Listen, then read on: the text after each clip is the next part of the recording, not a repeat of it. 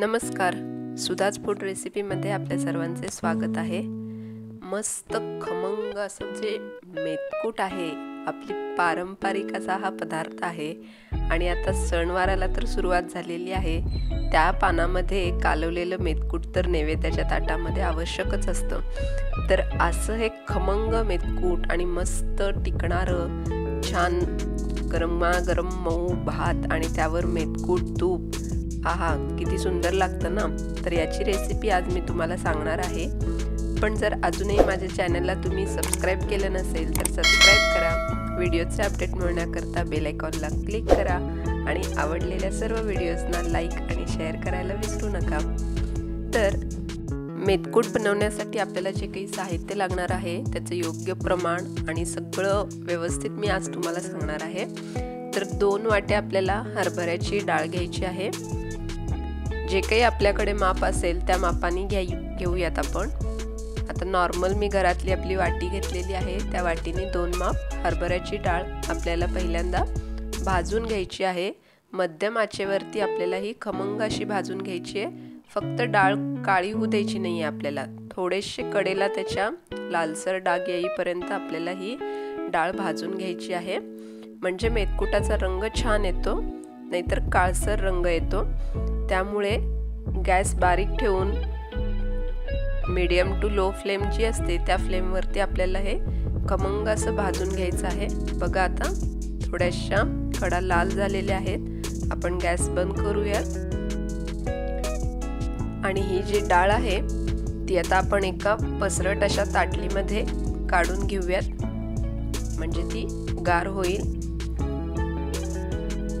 आता आपल्याला आपण जे 2 वाट्या हरभऱ्याची डाळ घेतलेली आहे त्याला मी प्रमाण सांगते। अर्धी वाटी मुगाची डाळ घ्यायची आहे आणि पाव वाटी उडदाची डाळ घ्यायची आहे। आणि या देखील दोन्ही डाळी आपल्याला मध्यम आचेवर खमंग भाजून घ्यायच्या आहेत। मस्त त्याचा वास येईपर्यंत आपल्याला ह्या आणि थोडासा त्यांचा रंग बदलेपर्यंत भाजून घ्यायच्या आहेत। थोडीशी प्रोसेस आहे, ती वेळ लागतो, पण जेवढा आपण बारीक आचेवरती भाजू तेवढा आपल्या मेथकुटाचा रंग छान येतो आणि खमंग देखील बनतं। बघा 3 ते 4 मिनिटं लागतात प्रत्येकाला भाजायला।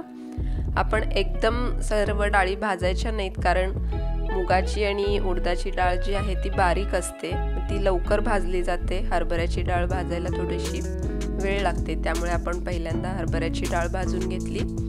त्यानंतर आता मूग डाळ आणि उडीद डाळ एकत्र भाजलेली आहे। आता आपण त्याच मापाने त्याच वाटीने पाऊण वाटी तांदूळ घ्यायचे आहेत। कुठलेही तांदूळ घेतले तर चालतील। स्वच्छ मी एकदा पाखडून पुसून घेतलेले आहेत हे तांदूळ। हे देखील आपल्याला थोडासा यांचा रंग पांढरा होईपर्यंत, म्हणजे आता जे हे ट्रान्सपरंट आहे त्याचा रंग दुधाळ होईपर्यंत आपण हे भाजून घेणार आहोत। लालसर होऊ द्यायचे नाहीयेत। बघा आता रंग बदलायला सुरुवात झालेली आहे आणि थोडेसे तांदूळ फुगायला लागलेले आहेत। अगदी 1-2 मिनिट आणि सतत आपण त्याला चमच्याने हलवायचं आहे, त्यामुळे ते खाली लागणार देखील नाहीत। मस्त टम्म फुगलेत आता हे तांदूळ। आपण गॅस बंद करूयात आणि हे देखील आपण त्या ताटलीमध्ये काढून घेऊयात।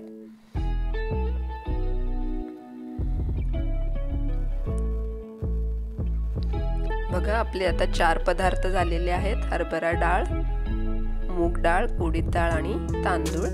आता आपल्याला पाव वाटी धणे घ्यायचे आहेत आणि गॅस बारीकच ठेवायचा आहे। अर्धा चमचा मिरे, काळे मिरे घेतलेले आहेत। हे थोडंसं भाजून घेऊयात आधी आपण, आणि मग त्यामध्येच आता आपल्याला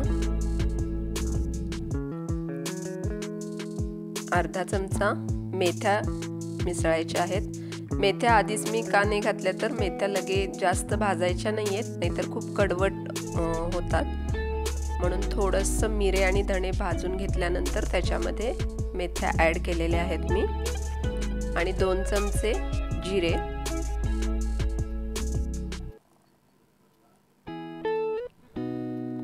आणि याला थोडासा आता वास यायला सुरुवात झालेली आहे। जिऱ्याचा देखील वास यायला लागला की त्याच्यामध्ये आता आपल्याला ओवा मिसळायचा आहे। 1 चमचा ओवा, सगळ्यात बारीक असतो म्हणून सर्वात शेवटी मी ओवा मिसळलेला आहे। आणि थोडासा आता धण्यांचा रंग बदलायला सुरुवात झालेली आहे आणि थोडेसे खमंग असे झाले धणे की आपण गॅस बंद करायचा आहे। एक 2 ते 3 मिनिटं लागतात याला देखील। बघा, धण्यांचा रंग बदललेला आहे, सर्व साहित्य छान भाजून झालेलं आहे आपलं।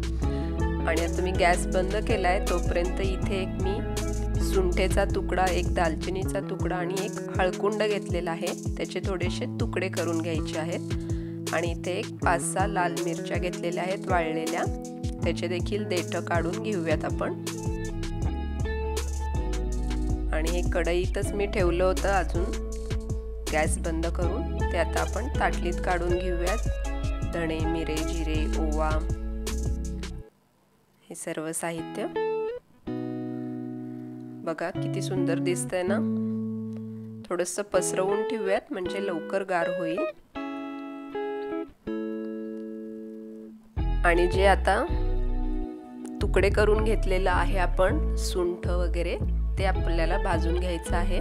पहिल्यांदा दालचिनीचे तुकडे, त्यानंतर हळकुंडाचे तुकडे आणि सुंठ थोडीशी ठेचून घेतलेली आहे। हे सर्व साहित्य हे देखील खमंग भाजून घ्यायचं आहे आपल्याला।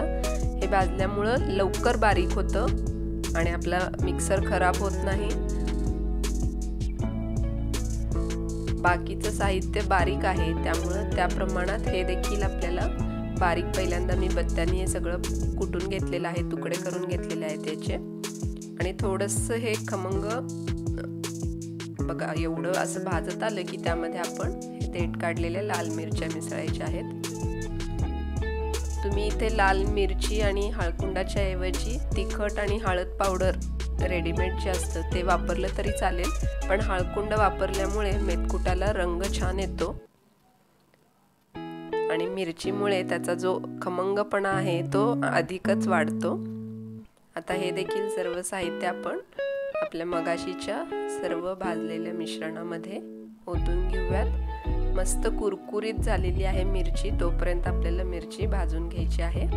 आता हे सर्व साहित्य थोडा वेळ थंड होऊ द्यायचं आहे आपल्याला। आत्ताच किती सुंदर दिसतंय बघा भाजलेलं साहित्य सगळं।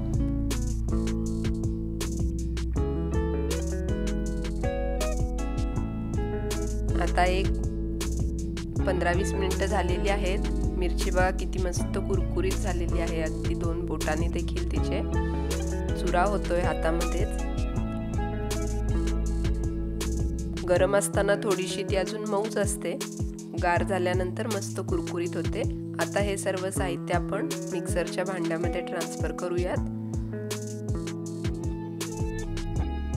आणि याला एकदम फाईन पावडर होईपर्यंत आपल्याला फिरवायचं आहे। हळकुंडाचे तुकडे बारीक करायचे आहेत, नाहीतर मिक्सरचं पातं खराब होतं। तुम्ही हे गिरणीतून देखील दळून आणू शकता, पण मिक्सरमध्ये देखील छान होतं। आता इथे एक अर्धा चमचा हिंग पावडर होती माझ्याकडे, खडा असेल तरी चालतो, ते याच्यामध्ये मिसळायचं आहे आणि मिक्सरमध्ये एकदम बारीक फाईन पावडर होईपर्यंत आपल्याला हे फिरवून घ्यायचं आहे। बघा किती मस्त रंग आलेला आहे मेथकुटाला आपल्या आणि खमंग वास येत आहे एकदम। आणि नैवेद्याला मीठ चालत नाही म्हणून मी यात अजून मीठ घातलेलं नाही आहे। आपल्याला पाहिजे असेल तर तुम्ही ह्याच्यात मीठ घालून देखील फिरवू शकता। मस्त आपलं हे खमंग असं मेथकूट तयार झालेलं आहे। ह्याला एअरटाईट कंटेनरमध्ये आपण काढून ठेवलं की हे साधारण वर्षभर तरी मस्त आरामात टिकतं आणि पटकन जेवणामध्ये, ताटामध्ये डाव्या बाजूचं तोंडी लावणं म्हणून किंवा भाताबरोबर, गरमागरम भाताबरोबर मेथकूट लावून खायला खूप मस्त लागतं, किंवा मेथकूट मसाला तेल पोळी देखील खूप सुंदर लागते। नक्की ट्राय करून बघा आणि रेसिपी आवडली असेल तर लाईक करायला विसरू नका। परत भेटूया, बाय बाय।